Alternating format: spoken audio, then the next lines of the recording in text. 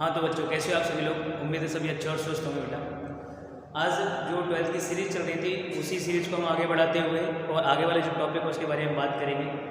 अब तक हमने जो नई सीरीज़ की बात की, जो सीरीज़ अभी चल रही है आपके यहाँ, उस सीरीज़ में हमने बेटा अपने विद्युत आवेश के बारे में बात की थी, यानी 12th की क्लासेस चल रही हैं, है ना, फिजिक्स भौतिक विज्ञान। विद्युत आवेश के गुणधर्म पढ़े थे हमने, विद्युत क्षेत्र तथा विद्युत क्षेत्र की तीव्रता पढ़ी है और हमने कूलाम का नियम यहाँ पर पढ़ा हुआ है। तो कूलाम का नियम जो है उसके बाद में हमारे पास आता है कूलाम के नियम का सदिश निरूपण, यानी vector representation of the coulombs law. आता है क्या? Vector representation of the coulombs law, यानी कूलाम के नियम का सदिश निरूपण। अब सदिश निरूपण हम पढ़ेंगे क्या? देखो, आपको पता है कि कोई भी हमारे पास दो चार्जेस है, यानी दो आवेश हैं, वो एक दूसरे के ऊपर क्या लगाते हैं? बल लगाते हैं। मेरे पास एक आवेश में सपोज, तो मैंने बोला कि ये है, तो ये आवेश यानी ये चार्ज इस पर फोर्स अप्लाई करेगा और ये आवेश यानी ये चार्ज इस पर फोर्स क्या करेगा? अप्लाई करेगा। अब अकॉर्डिंग टू अगर कूलाम्स लॉ हम बात करें, कूलाम के नियम की बात करें हम, तो उसमें आपको क्या होता है कि जब एक आवेश दूसरे आवेश पर बल लगा रहा होता है तो जो बल का परिमाण होता है वो दोनों आवेशों के परिमाण पर क्या करता है? निर्भर करता है। यानी उसके अंदर उसके फॉर्मूले में होता है F = K Q1Q2/R²। तो मेरा कहने का मतलब ये है कि दोनों बलों का योगदान होता है, चाहे ये आवेश इस पर बल लगाए चाहे ये आवेश इस पर बल लगाए।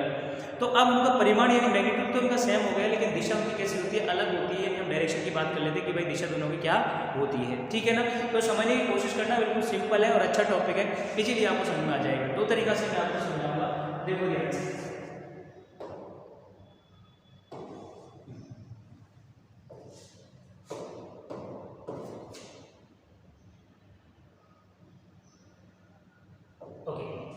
अपन बात कर रहे हैं जैसे बेटा कूलाम के नियम का सदिश निरूपण की बात कर रहे हैं, इसकी बात कर रहे हैं। यहाँ पे आपको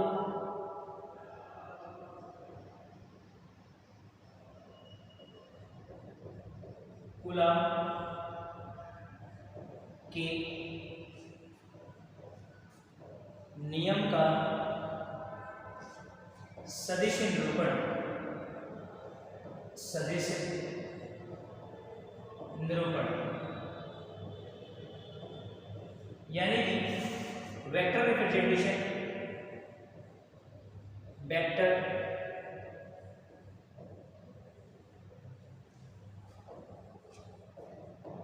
representation of coulombs law, of coulombs law, ठीक है। यानी कूलाम के नियम के अपन क्या पढ़ेंगे? सदिश निरूपण यानी vector representation of the coulombs law, ठीक है।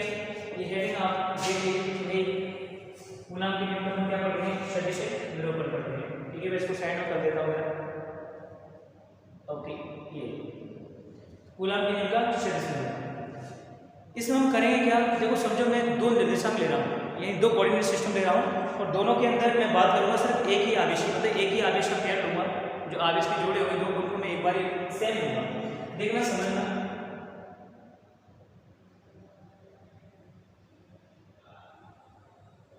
एक मैंने कोऑर्डिनेट सिस्टम ले लिया, एक निर्देशांक मैंने ये ले लिया। This the origin point O, एक दूसरा भी इसके पास में रखा हूं, तो साथ में parallel,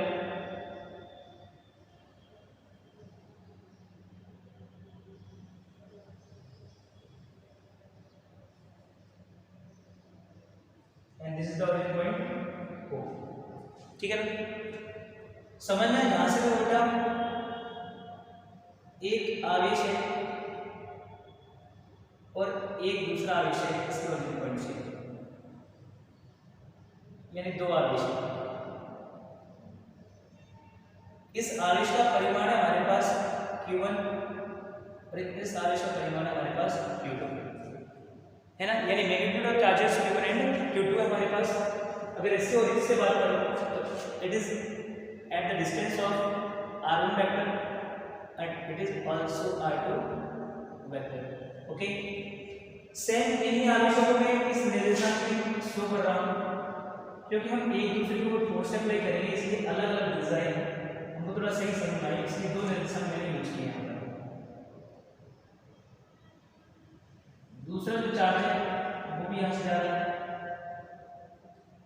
this is Q1 and this one is Q2, ठीक है ना। ये भी सेम डिस्टेंस पर है, at the distance of R1 and this is the R2 vector.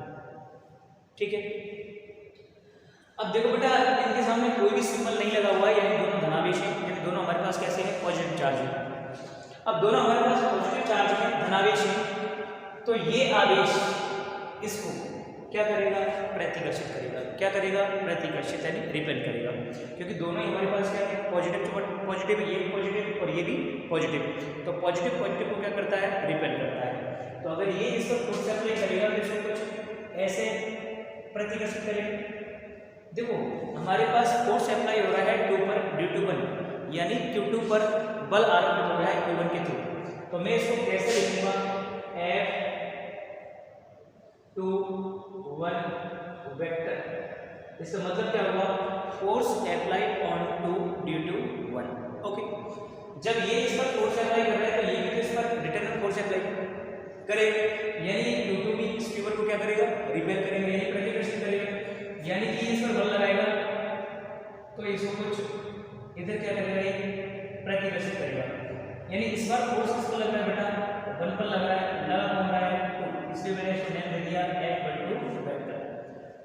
हम F12 वेक्टर को रीड करेंगे force applied on 1 due to 2, that is F12 vector, and force applied on 2 due to 1, that is F21 vector. Okay, so अब देखो समझो, अगर मैं इसके कारण इस पर बल निकालूं और इसके कारण इस पर बल निकालूं तो मुझे दोनों के बीच की दूरी पता होनी चाहिए, डिस्टेंस पता होना चाहिए। तो दूरी पता करने के लिए हम देखो इसमें F21 है ना, तो मैं यहाँ पे देता हूँ इन दोनों के बीच की डिस्टेंस है R21 वेक्टर, और इन दोनों के बीच की डिस्टेंस देता हूँ मैं R12 वेक्टर। बस हमारे ये वाला, अगर हम 11th क्लास की बात करें तो फंडामेंटल मैथमेटिक्स और वेक्टर सब लोग के अंदर हम पढ़ते थे कि सर अगर मुझे R21 की वैल्यू निकालनी हो, रिलेटिविटी यानी आपेक्षिक वेग, सापेक्षिक वेग, आपेक्षिक दूरी, इनके अंदर हमने पढ़ा था सारा कुछ। तो यहाँ पर हमने देखो अगर R21 की हम बात करेंगे बेटा, R21 तो इसको हम किस तरीके से लिख सकते हैं, देखो इसको मैं लिख सकता हूँ R2 vector minus R1 vector. Okay, and इसको मैं R12 में कैसे लिख सकता हूँ, देखो R12 vector is written by R1 vector minus R2 vector, ऐसे लिख सकता हूँ। इसमें थोड़ा सा मैं मॉडिफाई क्या कर रहा हूँ, देखो ध्यान से, यहाँ पर R12 वेक्टर है इज इक्वल टू, मैं यहाँ से माइनस में ले रहा हूँ इस कंप्लीट इक्वेशन से, तो ये प्लस का प्लस हो जाएगा, माइनस का तो माइनस का R1 वेक्टर, और ये माइनस का प्लस हो जाएगा प्लस का R2 vector. Okay, we can also write, देखो ध्यान से, ये माइनस तो माइनस है हमारे पास, और यहाँ पर हमारे पास R2 को मैंने पहले लिख दिया और माइनस करके R1 को मैंने बाद में लिख दिया। Is it clear? ठीक है ना। अब अपन को देखने के लिए ये है कि भाई ये R12 वेक्टर इक्वल टू हमारे पास क्या है, minus R21 minus R1 vector. अगर मैं इस समीकरण को देखूंगा तो R21 vector minus R1 vector की वैल्यू क्या है, हमारे पास R21 वेक्टर है, क्या है, R21 वेक्टर। देखो अब R21 इसके आगे क्या रखिएगा, R21 की वैल्यू क्या है, R2 minus R1, R2 minus R1। तो देखो मैं यहाँ पे इसको थोड़ा सा एक्सप्लेन कर रहा हूँ, देखो इसको, ये हमारे पास है R12 vector is equal to मैंने लगा दिया minus, and R2 minus R1 is equal to क्या है, हमारे पास R21 वेक्टर, क्या है, R21 वेक्टर। यानी जो पोजीशन वेक्टर थे हमारे पास दोनों के बीच की डिस्टेंस थी from Q1 to Q2 and Q2 to Q1, वो आपस में क्या है, इक्वल है, लेकिन उनकी डायरेक्शन हमारे पास क्या है, अलग अलग है, यानी दोनों के पोजीशन वेक्टर हमारे पास कैसे आएंगे, अपोजिट आएंगे। इसी को अपन को क्या करना है, प्रूव करना है। ठीक है ना। अब हम बलों के अंदर प्रूव करेंगे, हम वैल्यू निकालेंगे F21 वेक्टर की, हम वैल्यू निकालेंगे F12 वेक्टर की। ओके, तो ध्यान से देखिएगा इसको।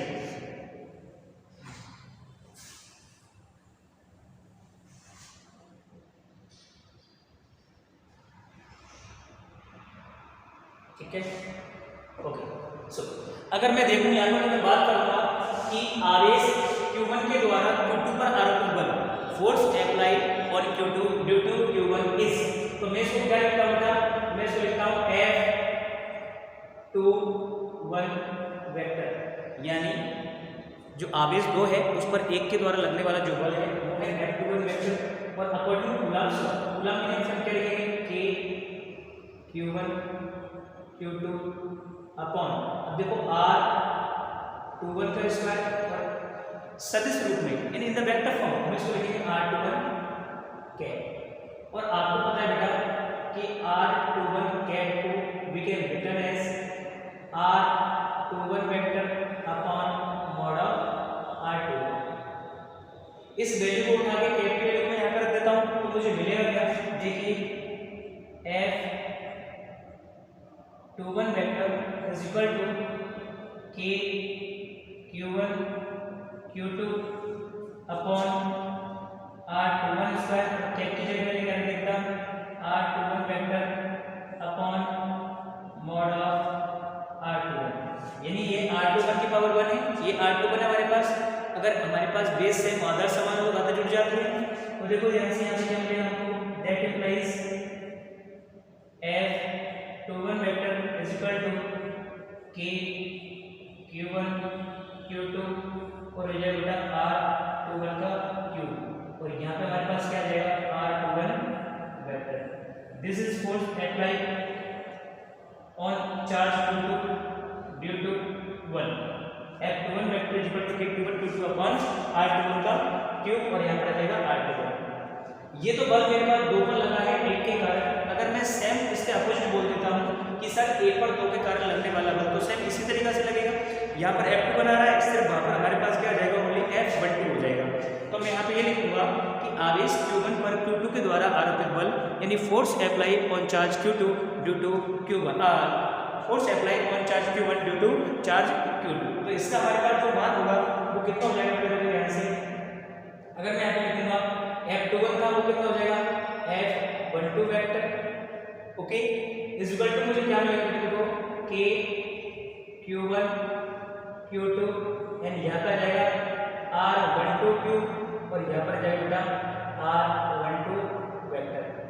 अब अगर आप गौर से इस इक्वेशन को देखोगे इस वाली इक्वेशन को तो ये क्या लिखा हुआ है हमारे पास r12 vector is equal to minus का r21 वेक्टर, यानी r12 वेक्टर की जो वैल्यू है ना वो माइनस के r21 के इक्वल है ना, वो वैल्यू मैं यहाँ पे पुट कर देता हूँ तो मुझे मिलेगा क्या f12 vector is equal to k q1 q2 upon r12 cube और यहाँ पर हो जाएगा माइनस का r21 वेक्टर।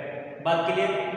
इस माइनस को मैं किधर लिख सकता हूँ, आगे लिखूंगा तो देखो यहाँ से, तो यहाँ पर हमारे पास हो जाएगा f12 vector is equal to minus आ गया है minus k q1 q2 upon r12 cube और यहाँ पर हमारे पास हो जाएगा r21 वेक्टर, ओके। अब देखो एक तो आप इस इक्वेशन को देखो और एक आप इस इक्वेशन को देखो, दोनों इक्वेशन को जब आप देखोगे तो आप पाओगे कि सर दोनों के द्वारा आरोपित बल का जो परिमाण है, जो दोनों के द्वारा हमारे पास फोर्स अप्लाई हो रहा है उनका मैग्नीट्यूड दोनों का कैसा है, सेम है। दोनों का मैग्नीट्यूड कैसा है, सेम। तो मैग्नीट्यूड अगर सेम होगा लेकिन एक दूसरे के आगे क्या लग रहा है, माइनस लग रहा है, यानी डायरेक्शन दोनों की एक दूसरे कैसी है, अपोजिट है। यानी एक तो इक्वेशन ये है और एक इक्वेशन हमारे पास ये है, ठीक है ना। तो इन दोनों इक्वेशन की बात करोगे आप तो आप पाओगे कि सर हमारे पास जो F21 है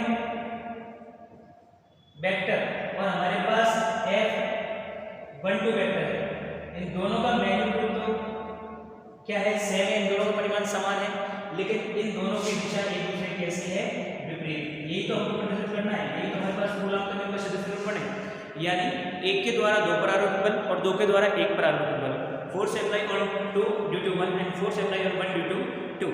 इस जो मैग्नीट्यूड होता है वो हमारे पास कैसा रहता है, समान रहता है, लेकिन दोनों के एक दूसरे की दिशा के कैसे होते हैं, विपरीत होते हैं, अर्थात एक दूसरे के विपरीत कार्यरत होते हैं। इसी को बोलते हैं गाउस का कूलॉम के नियम का सदिश निरूपण। आप पाओगे तो 11वीं क्लास में आपने जो न्यूटन की गति का तृतीय नियम था वो भी यही पढ़ा था, क्रिया प्रतिक्रिया का नियम, परिमाण समान और दिशाएं कैसे होती है, विपरीत होती हैं। अर्थात हम ये भी कह सकते हैं कि ये नियम हमारे पास जो न्यूटन के गति का जो तृतीय नियम था, क्रिया प्रतिक्रिया यानी एक्शन रिएक्शन जो लॉ था, उसको भी क्या करता है, फॉलो करता है। अर्थात दोनों वस्तुएं एक दूसरे के ऊपर समान परिमाण का बल तो आरोपित करती हैं, लेकिन उन दोनों की दिशा एक दूसरे कैसे होती है, विपरीत होती है। ठीक है बेटा, ये कूलॉम के नियम का सदिश निरूपण है। और मैं आपसे एक रिक्वेस्ट ये करना चाहूँगा कि बेटा जो फर्स्ट चैप्टर की जितनी भी सारी वीडियोज़ है ना वो सारे पुराने वीडियोस पड़े हुए हैं, तो उनको आप देखिएगा। जो सेकंड चैप्टर हम स्टार्ट करेंगे तो सेकंड चैप्टर हम क्लास सेलेक्ट करेंगे। मैं सोच रहा हूँ कि जो क्लास चलती है ना ऑफलाइन, उस क्लास का ही हम वीडियो यहाँ पर अपलोड करें, तो आपको भी पढ़ने में मजा आएगा। बाकी बच्चे जो और ऑफलाइन क्लासेस पढ़ रहे हैं वो भी रिलेट कर पाएंगे उस वीडियो के साथ में, ठीक है ना। तो मिलते हैं अगले वीडियो में, जब तक के लिए धन्यवाद, थैंक यू, जय हिंद, जय भारत।